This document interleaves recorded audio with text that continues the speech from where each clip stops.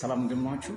ዛሬ በሶስት ጉዳዮች ላይ ሀሳቦችን ወደ እናንተ አደርሳለሁ። የመጀመሪያው ዩሮፒያንስ ኮራፕሽን የሚለው ወይም ደግሞ የአውሮፓውያን ታሪክን የማሳሳት፣ ታሪክን የመስለብ፣ ታሪክን የመቀነስ፣ ታሪክን የማዛባት፣ ታሪክን የመደምሰስ ኃይላቸው ምን ያክል እንደሆነ ነው። በጥንት በደቡብ አሜሪካ አካባቢ ላይ ኤንሽንት አሜሪካንስ ወይም ደግሞ የኔቲቭ አሜሪካንስ የሚባሉት ኦልሜክ የሚባል ሐውልት ነበራቸው። ይሄ ኦልሜክ በጣም ትልልቅ ጭንቅላት ያላቸው ሰዎች ጥቋቁር የሆኑ ሐውልቶች ናቸው እና ወደ ላይ ወደ 3 ሜትር ከፍ የሚል ነው ይሄ ጭንቅላቱ ማለት ነው። ወደ ጎን ወደ 2 ሜትር ይሄዳል። ጠቅላላ የሐውልቱ ክብደት እስከ 20 ሺህ ይደርሳል እና ክሪስቶፈር ኮሎምበስ እና ባልደረቦቹ እዛ ጋር ሲደርሱ ያው ኮሎምበስ ሁላችንም የምናውቀው ነው። ጣሊያን ተወልዶ ስፔን የሞተ አሳሽ ነው። በተለይ ደግሞ በነበረባቸው ዘመናት ከ1451 እስከ 1506 ከጄኖዋ እስከ ቫሎዲድ ስፔን አካባቢ በነበረበት ዘመኑ ላይ 4 ስፓኒሽ ቤዝድ የሆኑ ኤክስፕሎሬሽኖችን በአትላንቲክ ውቅያኖስ ላይ አድርጓል እና ወደ ጥንታዊ ህዝቦች ወደ አሜሪካ ሲገባ እነዚህ ኦልሜክ የሚባሉ ትልልቅ የጥቁር ሐውልቶችን አግኝቷቸው ነበር። የሚገርማችሁ አሁን ፈረንጆቹ ለኛ የሚነግሩን ክሪስቶፈር ኮሎምበስ ፋውንድ አሜሪካ ብሎ ነው የሚነግሩን፣ ግን አይደለም። ከዛ በፊት ቀደምት የነበሩ ጥቁሮች በጣም ቢግ የሆኑ የራሳቸው ስልጣኔ የነበራቸው ህዝቦች እንደነበሩ ታሪክ ይናገራል። ስለዚህ እነዚህ የክሪስቶፈር ኮሎምበስ እና የሱ ባልደረቦች እዛ ጋር ሲደርሱ ምንድን ነው ያደረጉት?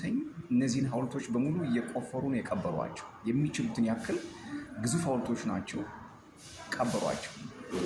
አብዛኞቹ ኤንሽንት ሐውልቶች ላይ ታስታውሱ ከሆነ አፍንጫ የላቸው። ምክንያቱም አፍንጫቸው የጥቁር ደፍጣጣ አፍንጫ ስለሆነ የስልጣኔ የጥቁር መሆኑን አይፈለግም። ስለዚህ እንዲህ ያደረጉ አብዛኛዎቹን ታሪኮች በርዘዋቸዋል እና አንዳንድ መርከበኞች በማስታወሻቸው ላይ ያገኙት ጥቁር ህዝብ ብለው አስፍረዋል። አንዳንዶቹም ኢትዮጵያውያን ናቸው ብለው እየተናገሩ አሉ። ነገር ግን መጨረሻ ላይ ያው ታሪኩ ለእኔና ለእናንተ በትምህርት በካሪክለም ተቀርጾ የተሰጠን ምን እንደሆነ ሁላችንም የምናውቀው ነው። የነጭ የበላይነት እንዲኖር ነው የሚፈለገው። ስለዚህ ኦልሜክ ብላችሁ ጎግል ላይ ሰርች ብታደርጉ ብዙ መረጃዎችን ታገኛላችሁ ለማለት ነው። አዲስ ታሪክን ፈረንጆቹ ጽፈውብናል። በዚሁ አጋጣሚ ደግሞ ግብፅ ውስጥ ያሉ አሁን አብዛኞቹ ሐውልቶች የጥቁር ሐውልቶች ናቸው እና የግብጾች የራሳቸው ታሪክ አይደለም። አብዛኞቹ ፈርዖኖች ከኩሽ ከኑቢያ የሚሄዱ ሰዎች ናቸው እና ሐውልቶቻቸው ላይ ድፍጥጥ ያለ አፍንጫ ነው ያላቸው። ያ ደግሞ የለም። አሁን በመላው ዓለም በኤግዚቢሽን መልክ እየወጡ ዩሮፕን የሚዞሩት አብዛኞቹ የፈርዖን ሐውልቶች የግብጾች የራሳቸው ታሪክ ስላልሆነ ነው። እንግዲህ ስለ ኦልሜክ እየገባችሁ እናንተ ሰፋ ባለመልኩ መረጃ ማግኘት ትችላላችሁ። ሌላው ደግሞ አስገራሚው ጉዳይ ሄተር ኢስካ የሚል አንድ የአይሁድ ቃል አለ። ሄተር ኢስካ ማለት ምንድን ነው? አንድ አይሁድ ብድር ሲበደር የሚያበድረው አይሁድ ከሆነ ያለ ወለድ ነው የሚያበድረው። አንድ አይሁድ ለሌላኛው አይሁድ ወገኑ ገንዘብ ሲያበድረው ያለ ወለድ ያለ ኢንትረስት ነው የሚያበድረው።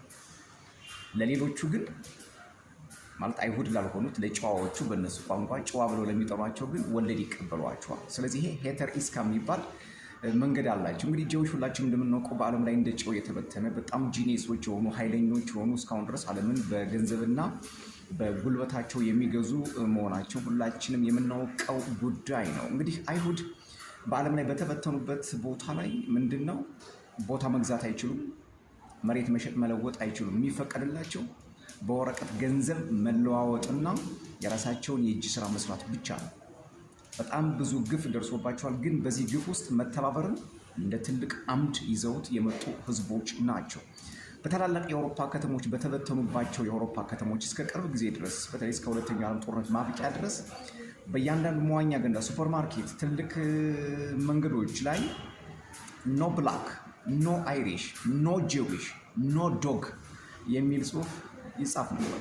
እስከዚህ ድረስ መገፋት ደርሶባቸዋል። አይሁዶችም ጥቁሮችም። ኦፍኮርስ ጄዊሽን በምድር ላይ እንደ አይሁድ የሚተባበር ህዝብ የለም። አይሁድ ድሃ እንዲሆን አይፈልግም። አይሁድ ዝቅ እንዲል አይፈልግም። አይሁድ ማነስ መተናነስ የሚባል ነገር እንዲኖርበት አይፈልግም እና ሁሉም አብዛኞቹ አይሁዶች በመተባበር በኩል በዓለም ላይ ቁጥር አንድ እንደሆኑ ባክግራውንዳቸው ያስረዳል። ሌላው ጠንካራ እምነታቸው እጅግ በጣም ብርቱ ከመሆኑ የተነሳ ኃይላቸውን ባንድ ምስጢራቸውን ባንድ የመያዝ አቅም አላቸው። ስለዚህ እኛም እስኪ እንዳይሁድ ለመተባበር ልቦና እንዲኖረን ያስፈልጋል። በጣም ይሄ ጥቁር ህዝብ በተለይ አበሻ አፍሪካው ይህን ኤዚያው ምናምኑ በብዛት የመተባበር ፍላጎት የለው። አይሁድ በዚህ በኩል በጣም የተባረኩ ናቸው። ዳትስ ዋይ ሞስት ፓወርፉል እየሆኑ የመጡት ይህ መተባበራቸውን ብዙ ግፍ ብዙ መከራ ማሳለፋቸው ለዚህ የጠቀማቸው ይመስላል። ሌላውና ሶስተኛው ከዚህ ቀጥሎ የምነግራችሁ አስገራሚው ጉዳይ አልኬቢውላን ጎግል ላይ ገብታችሁ አልኬቢውላን ALKEBULAN አልኬቢውላን ብላችሁ ሰርች ብታደርጉ ብዙ ጉድ ታገኛላችሁ። ጥቂት ልንገራችሁ። አልኬቢውላን ማለት የጥንት የአፍሪካ ስሟ ነው። ሮማውያን፣ ግሪካውያን ፔኔትሬት አድርገው ፈረንጆቹ ወይም ደግሞ አውሮፓውያን ወደ አፍሪካ ከመግባታቸው በፊት የአፍሪካ ኦሪጂናል ስሟ አልኬቢውላን ነው የሚባለው። ምን ማለት ነው? በአረብኛ ቋንቋ the ones before ቀድሞ የነበረ the land of blacks የጥቁር ምድር የጥቁር መሬት የሚል ስም ነበር አፍሪካ የነበራት። ሌላው ትርጉሙ በኮፕቲክ ወርድ በኤንሽንት ኮፕቲክ ወርድ ማዘር ላንድ ወይም ደግሞ the mother of all mankind የሚል ትርጉም ነበራት አፍሪካ ማለት ነው። ስለዚህ ይሄ አፍሪካ በተለይ በኑቢያ በኢትዮጵያ ይታወቅ የነበረ ትልቅ ስም ነው። ይህን ጥናት ያወጡት እንግዲህ የሴኔጋላዊ ዶክተር ሼክ አንታ ዲፖ ናቸው።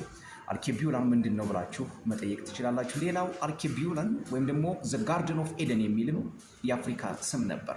ይህም ሁሉ ሮማንስ አንድ ግሪክስ አንድ አዘር ዩሮፒያን ካንትሪስ መጥተው በሙሉ ዲስፐርስድ አንድ ኤሊሚኔትድ አድርገውታል። ይሄ ሁላችን ልናውቀው የሚገባም ታሪካችን ስለሆነ ነው ወደ እናንተ ላደርስ የወደድኩት።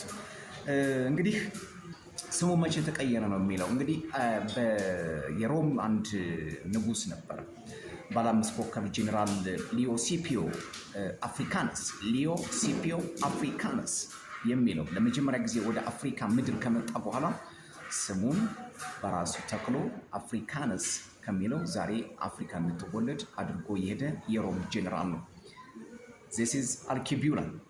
ስለዚህ ታሪካችን ምን ያህል ጥልቅ እንደሆነ፣ ታሪካችን ምን ያክል ሰፊ እንደሆነ፣ ባህር እንደሆነ፣ አፍሪካ የራሷ የሆነ ማንነት፣ የራሷ የሆነ ታሪክ፣ የራሷ የሆነ ኢንዲጂነስ ሀብት፣ የራሷ የሆነ የማይፈነቀልና የማይነጥፍ ጸጋ እንዳላት እኛም እናውቃለን፣ እነሱም ያውቃሉ። ዳትስ ዋይ አናታችን እንደ እባብ ሰኮናችን እየቀጠቀጡ እየሰባበሩ እንዳንስማማ እንዳንተባበር በሃይማኖት፣ በጎሳ፣ በነገድ፣ በቋንቋ፣ በባህል፣ በገንዘብ እንዲህ ጎጥ እየሰሩ የሚከፋፍሉን ይህንን የጥንት ታሪክ አፍሪካ እንዳይነቃባቸው ስለሚፈልጉ ነው።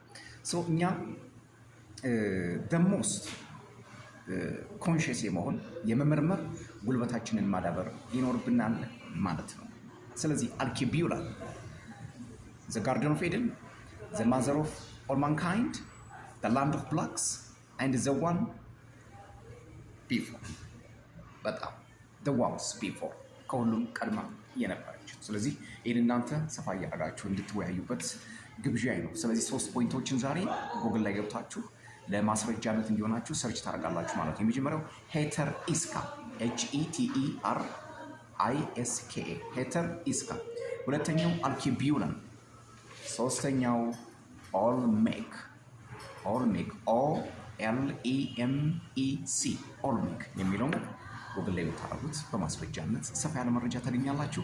ሰብስክራይብ፣ ላይክ፣ ሼር፣ ኮሜንት እያደረጋችሁ በዩቲዩብ ቻናል ታገኙታላችሁ። ከቲክቶክ አካውንት በተጨማሪ በዩቲዩብ ላይ ቻናላችን እየገባችሁ እንደዚህ አይነት የእውቀት በርን፣ የእውቀት ብርሃንን፣ የእውቀት አምድን የምትቀምሱበት የምትቋደሱበት ስለሆነ ለሌሎችም ሼር እያደረጋችሁ ቤተሰብ እንድትሆኑ የአክብሮት ግብዣዬ ነው። ሰብስክራይብን ማድረግ እንዳይረሳ። መጨረሻ መልካም ቀን ይሆንላችሁ። ሰላም